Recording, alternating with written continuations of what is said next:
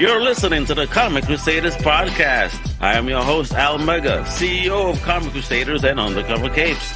In this show, I'm sitting down with creators from all walks of life to talk about inspiration, process, the lessons they've learned, and a whole lot more.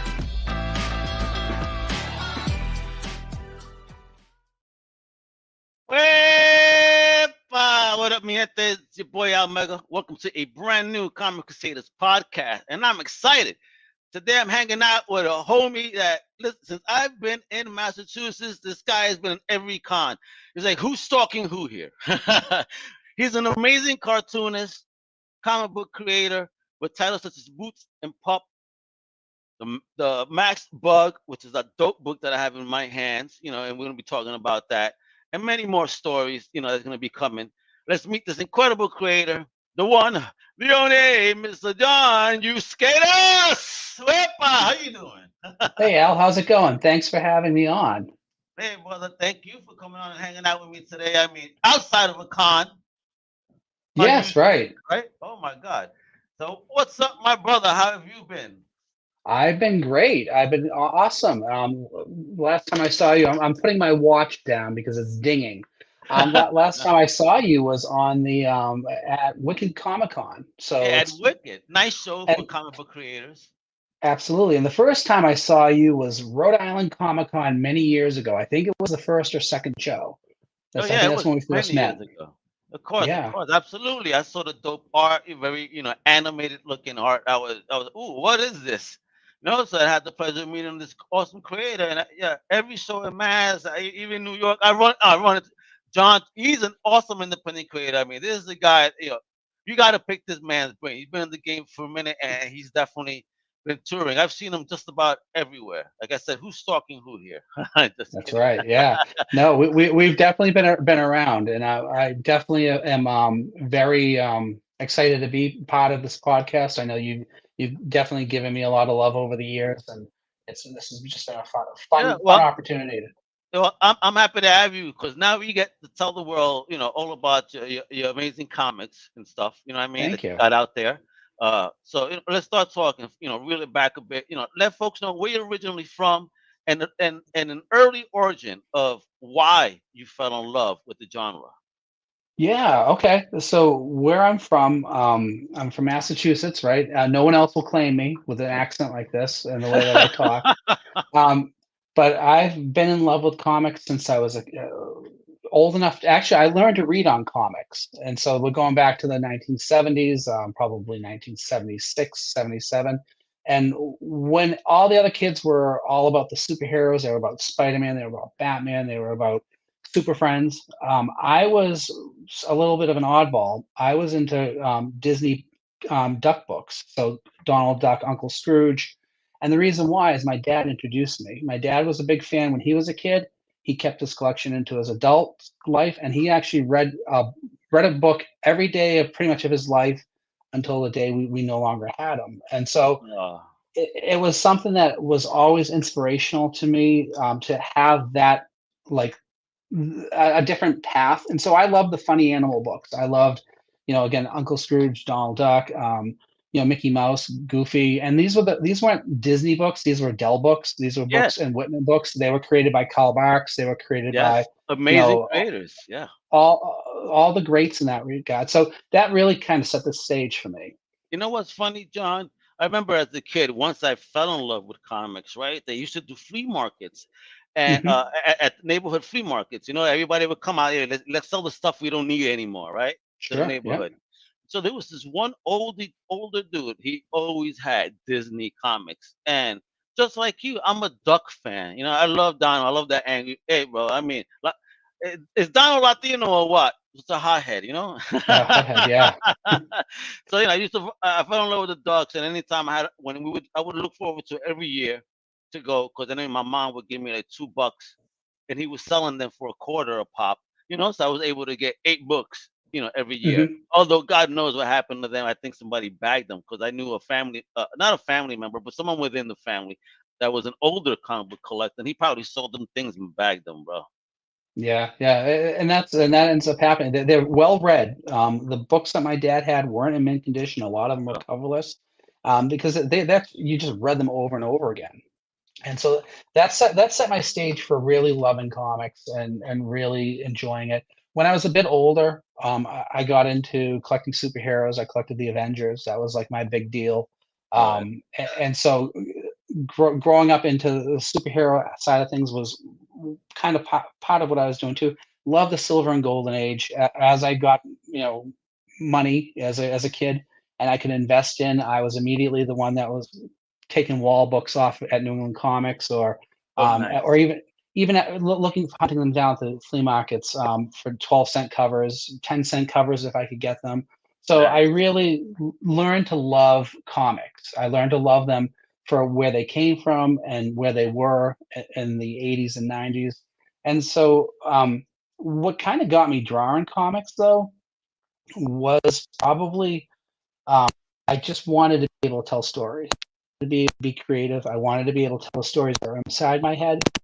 So the other stories, I was never good at, drawing man or Batman, and those stories really didn't excite as much as the stories I can in my head. And along, I've created some and stories for them. Yes. I think you're having an audio issue. It's Okay. starting to skip a little bit. Sorry, I'll slow down, or No, oh, it's like a clicking sound, and it sounds like it's coming from your clicking. end. Yeah. Maybe it's my chair. I'll try to. Nope, still clicking. No. But anyway, Interesting. I'm sorry. but you're breaking up less now. Okay, go ahead. Okay. So, comics for me growing up, that was an important part of my science fiction too. I love Star Wars. As a 70s, 80s, um, movies, a lot of sci-fi involved in here. It's really a fun time to be a fan. I went to art school, got my degree in art school, and then I kind of tried when I got out. I did it for at first 90s. It really wasn't working for me. Am I able to hear me well, or am I dropped? Yeah, you're clicking a lot. Are you having a storm? Because I know we're both in Massachusetts, and I know that I've had Yeah. crazy storms today. I don't, maybe, let me take my audio out. See if I can go to the computer. How about now, Al? Oh, 100. There we go. Oh, see, now I'm losing you. This shows you why I'm not in the troubleshooting for audio. Well, you could use the mic from your headset. You could do that at the bottom at the settings. So you could use the mic from your headset, but use the external speaker, and then I think it'd be fine. Use the mic from my headset and then the external speaker under Yeah. settings. Yeah. Okay. Or if your external speaker has a mic, do the opposite. Yeah.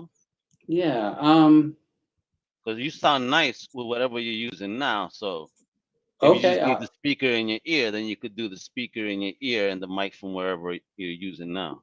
So if I sound nice, I just put the AirPod back in my ear, and if maybe that solved it, taking the second one out. Maybe, because right now you're sounding great. Okay, then I won't bother anything. The mask bug has figured it out. I know. I'm being stymied by some of the villains.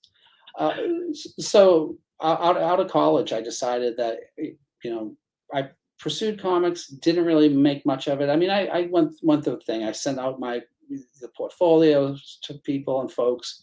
Malibu showed some interest early on, and then they were bought out by, wow. yeah. Well, they were Old bought out by school. Marvel, and Yeah. then that was kind of then there. So I kind of let it go, and I went on and found no, I wouldn't say it was a good job, but it was a job. It actually was a good job. It was a learning job. It taught me about working as a production artist. I was working as making what I call junk mail.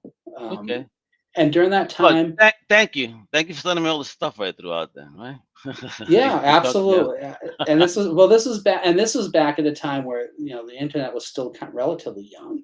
We were still within 10 years, and so I was kind of pursuing my creative side that way. And I really wasn't. thinking about comics again. I mean, I was a fan. I definitely collected. I read them. So you never gave up on that geeky side. You always kept within, Yeah. knowing what's going on. You kept up with what was Oh, popular. absolutely, All right. absolutely. I was a huge fan, and what happened to me by surprise, and this is around late 2000, mid to late 2004. The company I was working at, we hired this young guy, and he was right out of college. Just imagine that can-do go-getter.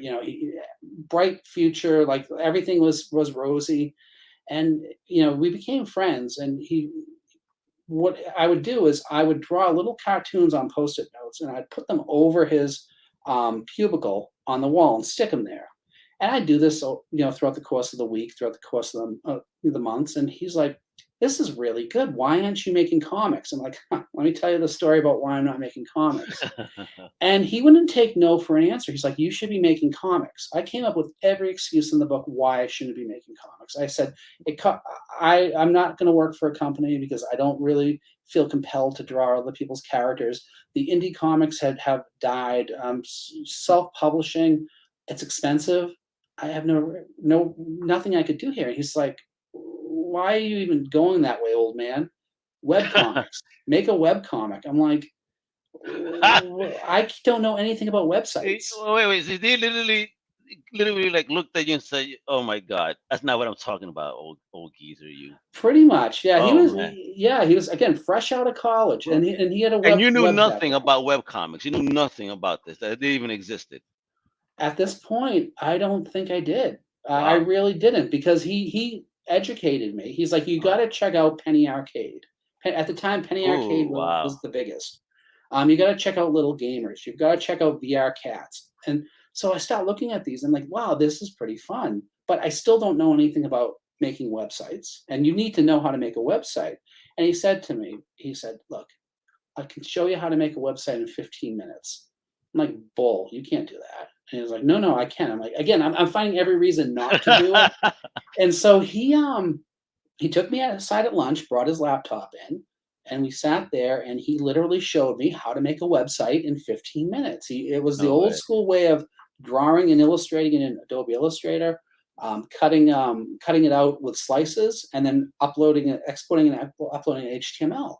Like, That's wow, it. this is mind blowing that I can now have no excuse to make a comic and put it in front of an He made sure audience. you had no excuse. He absolutely did, and to this day, I give him all the credit for motivating me and waking me up, and doing this. And frankly, That's a because good of friend. that, all of my successes I've had, whether it's be career wise or just feeling personal, have really come out of the creation of the webcomic. And that webcomic was Boots N Pup. And I created the characters in my head and then on paper back in when I was in high school. So we're talking 2005 here, but I created them back in 1989. And Oh wow. what I had done is back in about the mid 90s, I thought, well, I'd take them and develop them into a comic strip that I could maybe sell to a syndicate or pitch to a syndicate. And so I really did the work in developing the characters, making them the looks that pretty much how they are now. Did some sample comics, but then I put that away and never really pursued it beyond that. So when it was time to start a web comic, I pulled out all my notes, all my papers on it, all my illustrations, and I used my model sheets to create the characters that would go into the web comic. There are a couple of other things that I had to figure out. Like I had to figure out how I wanted to draw them. I knew I wasn't going to draw them traditionally. Yeah. I wanted to draw them digitally. So this is 2005. We didn't have Oh wow. we didn't have Wacom tablets at that time, or we did. We may have. We couldn't afford them. Oh At the yeah. company It that I was worked at. new technology. You had to wait till all the people that could afford it could check it out, and then they lowered that price point finally. Yeah. Jeez, I So bought one for my daughter last year. She's a right. designer. Yeah. Oh, good. Excellent. I mean, it's a wonderful tool, but I didn't have the ability to use one at the time. But I wanted to be digital. I wanted to be vector. I knew I wanted to have clean lines. I wanted to be able to work in Adobe Illustrator and be able to make my comics in a way that I I could kind of work them and design, because I was a Yeah. designer, and felt like I had to have that aspect to what I was doing, but I really didn't know Adobe Illustrator that well. And so I spent 2 weeks in 2004 teaching myself how to use Adobe Illustrator to the point where I could make a comic. And so that's All how it right. began. And so in February So 21st of how'd you learn it though? I mean, what were you? Did you actually buy the Adobe for Dummies or yeah. YouTube or No, just trial and error? YouTube, yeah, YouTube was brand new in 2005. I Oh, don't oh, think that's that they right. were, That's right. They weren't yeah, doing that yet. they Yeah, weren't that's right. doing they Oh, weren't doing look, that. folks, look at this guy. He actually picked up a book and So maybe some videotapes. I did it through trial and error. When I Oh, graduated wow. when All I right. graduated college, we were still pretty much doing things the old way. We were doing copy paste up. We were doing rubber cement, photostats. We did have the computers at in classes, but the teachers didn't even know how to teach them. We had to kind of learn to teach along the way. It was You were that teaching new, them. pretty much. And so getting becoming proficient with Adobe Illustrator was really about just sitting down and doing it, saying, I had this idea, I wanted to draw this illustration, how do I draw it? And it works pretty much. I always describe it, it's like cutting paper. It's like those first South Okay. Park cartoons where the paper is layered over each other. And if you think of it that way, and paper cuts, and how you arrange them on the page, that's pretty much how I think about it, how I do it. Yeah, I And mean, so here's a beautiful example of that the gorgeousness. well, thank you. That's the first one, and that was done back in 2000, February of 2005, and Oh, that took me wow. 6 hours to make that. And I thought to Six myself, hours. I thought, Wow. how am I going to do this 3 times a week? Because at that time it was 3 times a week. Well, that's 18 hours right there, boy. Well, and Easy. so I really, but there was a fire rolling, and there was something I really wanted to do, and so I started doing it. I started doing it 3 times a week, and you can actually, if you like to investigate, you can go back to the Wayback Machine and see how the website looked back then, in 2005. So I did this, and then I always assumed that I'd get faster, which I did, and now I can do one of these in about an hour, hour and a half, if I'm getting detailed. Um, but what had happened here, another thing happened, is as I'm making these, I'm looking at the statistics because we didn't have Google Analytics back then connected to the website. We just had basic GoDaddy Analytics. And Hmm. I'd see, well, wow, 3 people visited the website and read like that's awesome. Then I'd see 7 people. Then I'd see 14 people. So I'd see Nice. it start to grow. But what happened about 7 or so comics in is I got my first piece of mail in regards to the comic, and let me tell you, it was heartbreaking. Some guy or girl, I don't know. They didn't sign it. They only signed it their moniker at the time. Hmm. Came in and basically ripped me a new one and said it was awful. What I was doing was, Ew. it wasn't funny. It was terrible. The characters were not memorable. There was nothing good about it. Oh my Um, God, really? and it's like what would motivate somebody to go and do that? I'm not somebody who's going to go out, and if I don't like something, yeah, my buddies might know I don't like it, and it may be, in passing, but it's free entertainment. I mean, at the end of the day, there wasn't even anything constructive there. It was just Somebody kind of a being gut punch. an asshole. You're somebody being an asshole. Yeah, That's what it really was. and Because some people have nothing better to do. I don't really even want to give them that much credit. Now we're looking 18 years later. But what happened out of this is that I really did come to that point of, well, do I stop doing this because clearly I'm not to the level. I don't. What am I going to do? I mean, is this worth doing and pursuing? And so I thought about it, and then I said, you know what? This is something that I was missing. I wanted to continue to do. And not only did I want to continue to do it, I'm going to do it. I'm going to get better with it. And so my reaction was basically I created the Boots and Pup fan club and signed this person up as the first member. Sent him the email and said, hey, thank you for joining. Here's your membership number. Everything else, call it a day. So I continued doing it, and not a week later, I get another piece of mail. This time, it's great. And not only Okay. is it great, this person is loving and what I'm doing, what I'm creating, loving the vibrance, loving the characters, the fun in it. And this person not only was loving what I was doing, this person was a fan of webcomics and created their own webcomic. And not only that, Wow. they were an animator working for Fox at the time. What? And I'm like, this is pretty amazing that I could go from some undescribed person, trashing my stuff, hating it, to somebody who I would be a fan of, who I am a fan of. I think he's an amazing talent. And I'm glad to see that he's like still out there and he's still owning, the type of work he does, but that they can come and they can completely say, hey, I love this. This is great. And it really just, cemented for me that I love doing this and I'm going to always love doing this. And also I'm going to encourage people to do this. I came out Excellent. of nowhere with nothing. And here we are 18 years later. 18. You 18 hear years. this? Dude, I salute you. Are a veteran, sir. I salute you, man. Thank Wow. you, Al. How should we do this for comics? Should we do it the Benny Hill style? Because Well, for real, man. I appreciate it. That's awesome. Thank And you. indie comics, I mean, folks, and he's doing dope stuff. I mean, we're gonna learn even more. So, what's the biggest lesson out of your Boots and Pups journey? So it is, if you have an idea, you have a dream, you do follow it, and that you sometimes, the dream may need to take a back seat for a bit. Sometimes it needs to be at the front seat driving and going downhill at a fast rate. It's just stick with it, because every other success I've had creatively, in my career has come out of making this comic.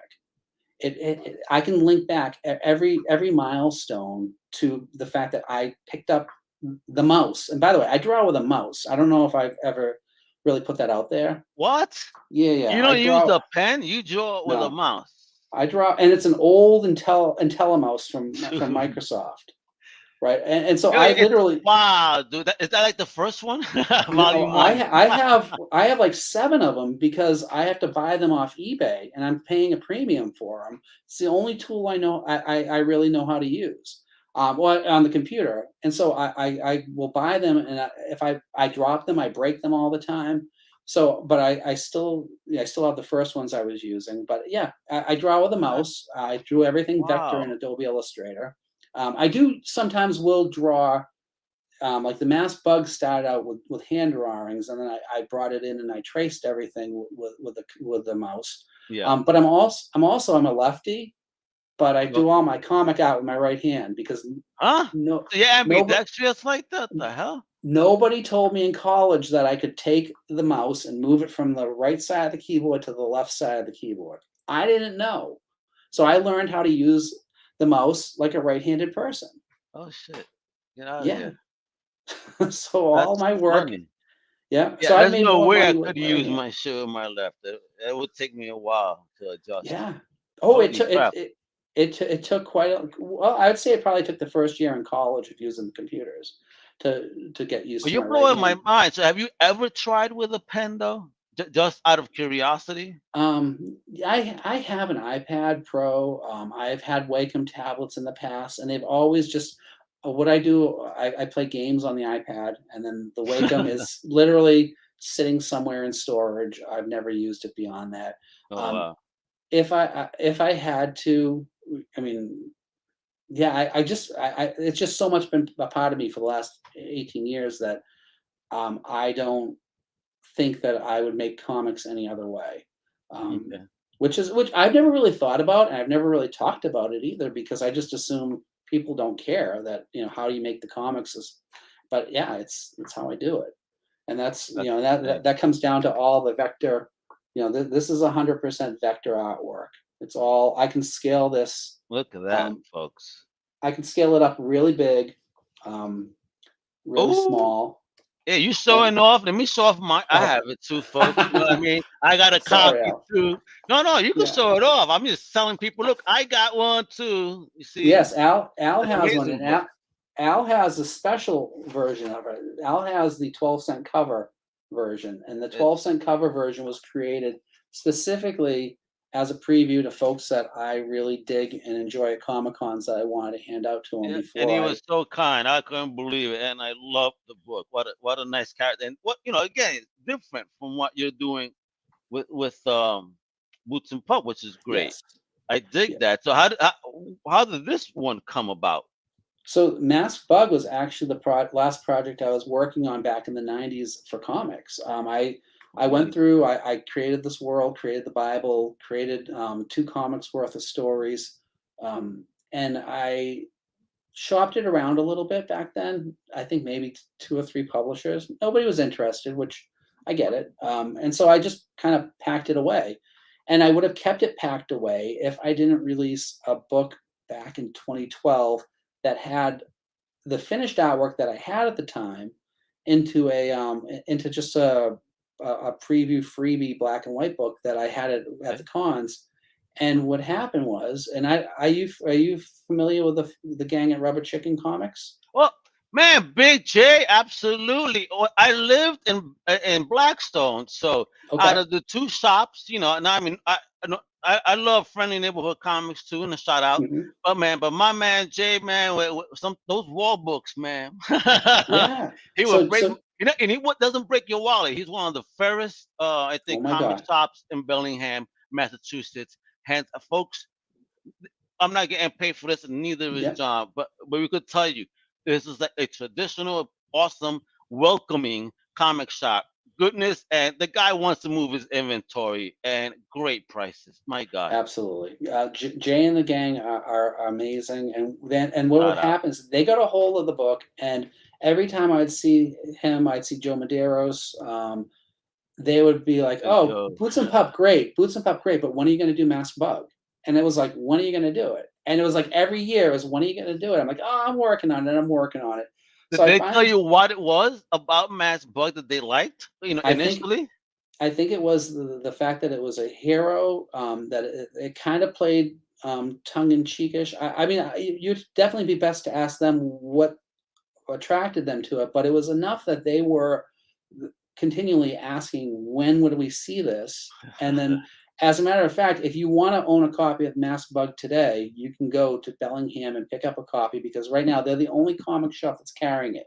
And that's because Whoa. I bumped into one of their faithfuls, Josh, at Terrificon, and I gave him a stack. I said, take these back and please sell them. So you can pick it up. You don't have to pay shipping. Don't have to pay anything else. Mass Bug #1 is available there for all your glory, and 100% of the profits to that issue is going to go back to Rubber Chicken, because they are that great. They're an They are. amazing, They have an amazing amazing shop. indie section. I mean, and not just independent in the publishing world, but rather local independent creators. They Hmm. support Massachusetts creators to the core. So for real, those are the type of shops I love. They give back to the community. You know what I mean? And the community Yeah. gives to them because you see them in service to them hanging out.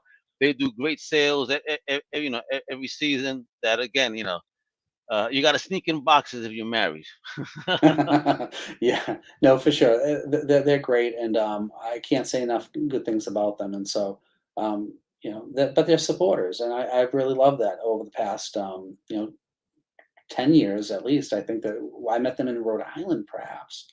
Oh It's wow, it, it's it seems like it's hasn't been forever, but 10 years is that's turning into forever. dude, it's a decade. Hmm. Jeez, when you look at it like Yeah. it's a decade. And they also have their own line of comics that they're putting out. They have their Ace Chicken comic. They Yeah, the just Ace released one Chicken. called Liner, which looks crazy good. It's a horror type Awesome. story that takes place on a boat or a cruise ship. Yeah. So I have a yeah. couple of their specials, and they had a variant for a comic. And I Hmm. also supported the shop because again, when they treat their customers well, if they're doing some product, let's buy it too, baby. That's how Yeah. you support indie. Get that done. So man, tell folks who is this cool looking cat right here in the mass bug. Yeah, so the Mass Bug, it's a story about a guy named Wally Good. He's your everyman. He's a schlub. He's somebody that is just he's a good guy, but he doesn't have really much of a direction in what he's doing, and he gets caught up in something that he wasn't quite expecting. Makes a decision to become the hero, and in becoming the hero, he ends up having to save the day. But the question is, does he? And it kind of plays to what I really love about comics. It goes back to my love of those Golden and Silver Age books. I was a huge fan of Jack Cole. I have a coverless copy of Plastic Man #1 that I've had since I was a kid, and What it's just you do? yeah. Ooh. It's one of those books that you learn from. You look at, you see, and so I love the idea of an ensemble cast too. I think there might be 12 characters introduced in this comic. I don't even think it Damn. feels like I've done that. I like theater, and so I want there to be a theater quality to it. I really want it to So feel from the get, personal. so from the get, it was you knew this was going when you created this. This was going to be a large ensemble. Yes, yes, Wow. and more. It's growing, and one of the since I wrote the story back in the mid '90s, it was old me finishing young me. So I was in my 20s when I created this, and now I just hit 50 Oh, last year. oh wow! So Look at that. Yeah, there we go. Half a century. half a century, yeah. Let's keep the words and not the numbers, and that we could see how much you've done here. So I gotta ask here, because there's always that. Hmm. Oh, if I knew then what I know now. So you kind of really had that opportunity to see something you created then Hmm. and apply this knowledge from now. What did you change anything, update anything, from the stuff when you saw it when you first looked at it now? So I finished it as I had created it, Okay. just so I could get to that point.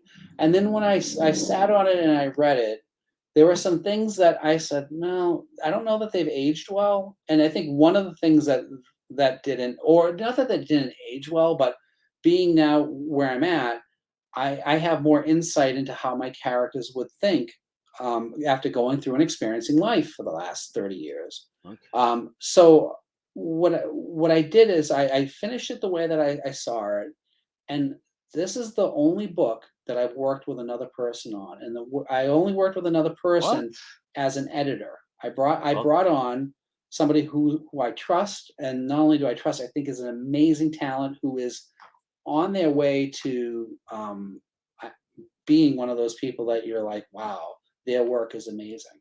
Awesome. So I asked my friend and someone again who I really love their work, and is just a wonderful person, Jenny Wood, to come on board and Oh, nice. edit Okay. for me. And so after maybe it was about a month of reviewing it, I got it's a 24-page comic. I received back 21 pages of notes, which was amazing. What? Oh Yeah. well, they were Cool. all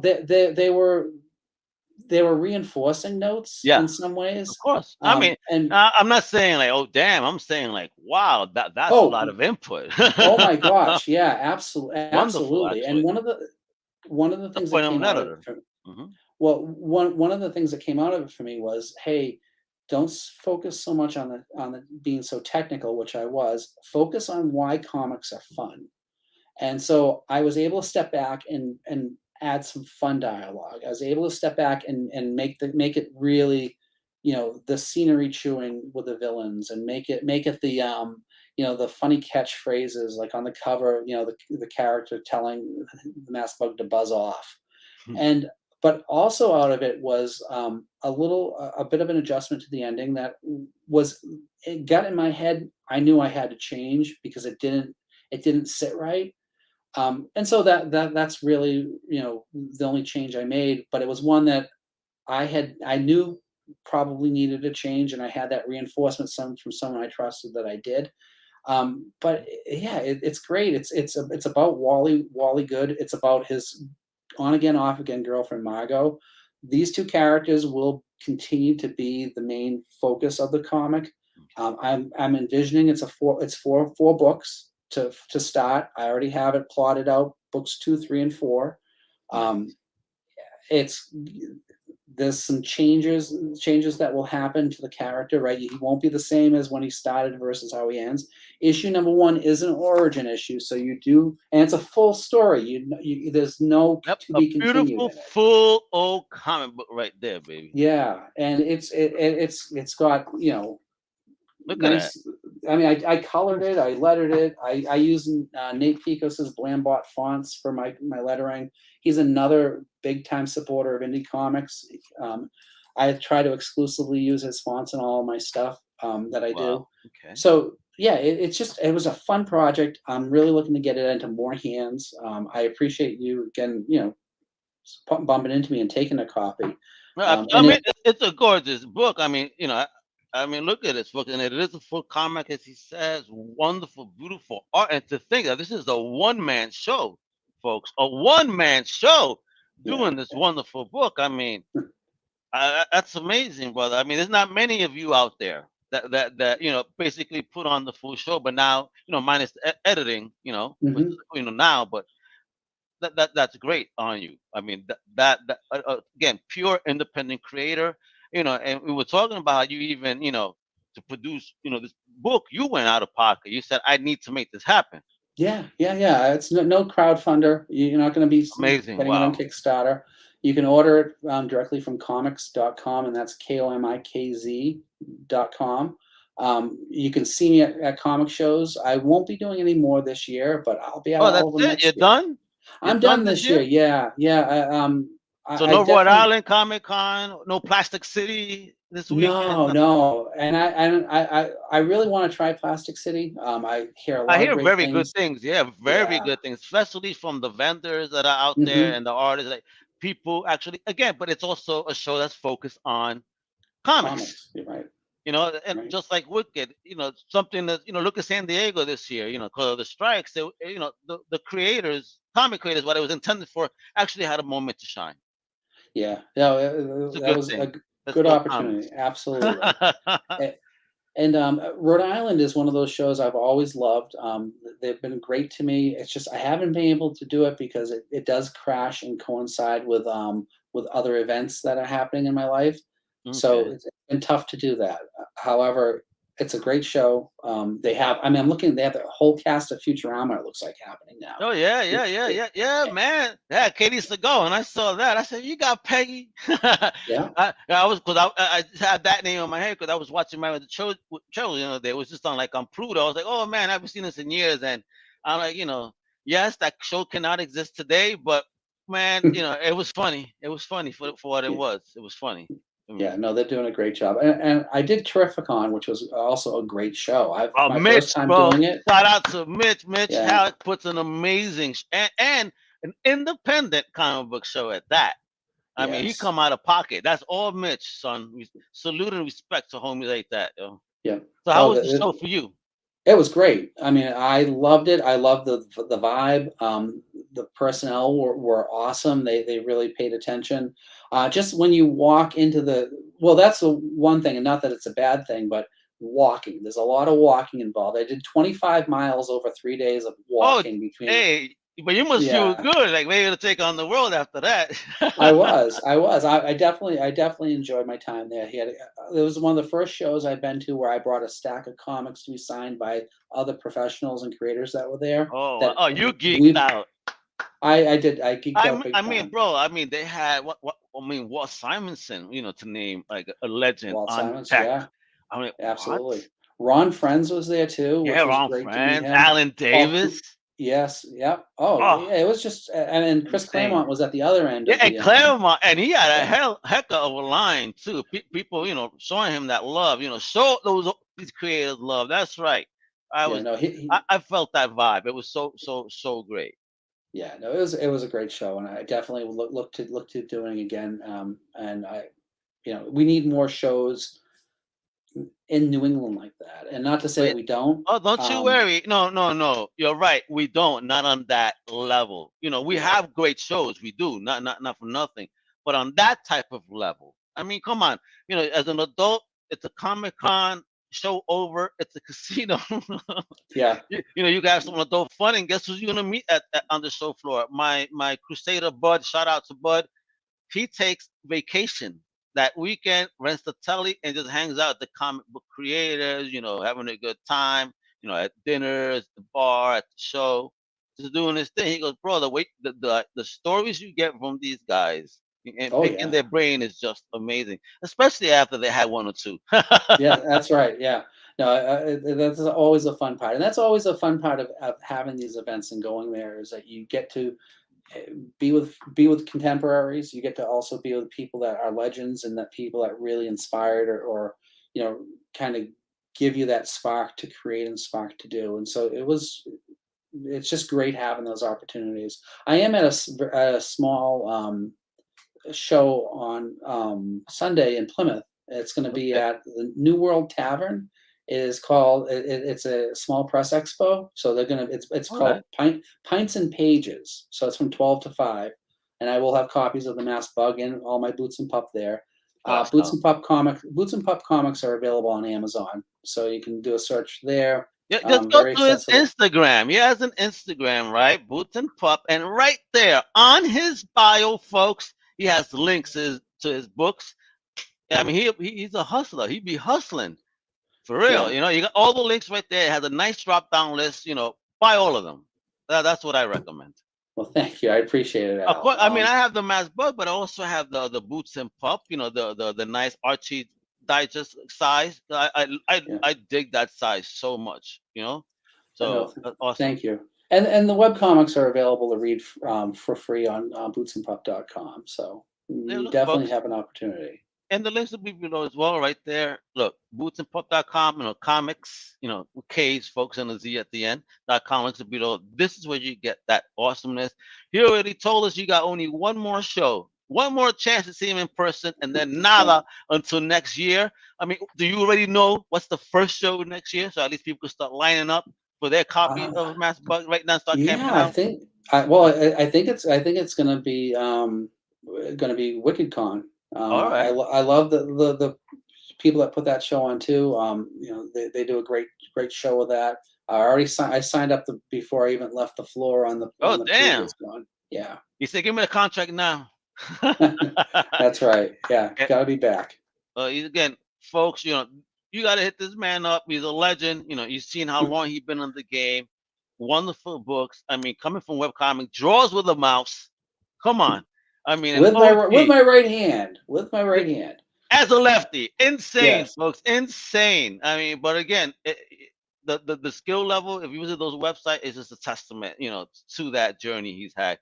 So, John, as a fan, as a friend, you know, I just want to say thank you, bro, for just sharing your story with us. You know, your art, everything. I mean, I appreciate that you're bold and brave enough to have done that. A big salute and shout out to your friend that gave you the swift kick in the ass to give you no room for excuses. So a big shout out to the homie there as well. What's his name? His name's John. Another John. So to the other John, a shout out to you. You know, we need more people like you in the world. You know, especially when there's talented people like that out there that just doubt themselves. You know, just damn, you're good. Stop it. Great way to look at it, Al. Thank you. Yeah, absolutely, man. And there we go, folks. And again, I'm going to show it one more time. But the links are below. Follow the big man right here on social at Boots N Pup. And of course, please visit the website at bootsnpup.com and comics. That's KOMIKZ or Z for you in the UK.com. All right. When I heard Z, I'm like, what are you talking about the Power Rangers for? Z.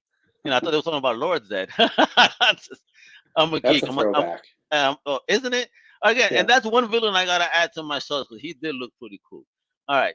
So with that, folks, I love you guys. Thank you for tuning in. You know, again, subscribe, turn on those notifications so you can know when we're talking to more amazing creators like John, not just on Comic Crusaders Podcast, but outside the panels with my big homie Johnny the Machine Hughes. You know, you got Sloppy Spoilers with DT. You got Cinema Crusaders with Nam. We got K-Pop Column with Frey. I mean, we got so many shows. Shows galore. All right? Definitive Crusade No Price Podcast. Just tune in. All right? You'll know when they're showing everything premieres. And with that, I'm Al Mega. Comic Crusaders Podcast. Hasta la próxima, mi gente. Keep creating. Wepa! Thank you for listening to the Comic Crusaders Podcast. If you like the content, please subscribe and turn on notifications. Also, please visit comiccrusaders.com and our extended podcast family over at undercovercapes.com. And also, make sure to download the Comic Crusaders app on the Google Play Store today.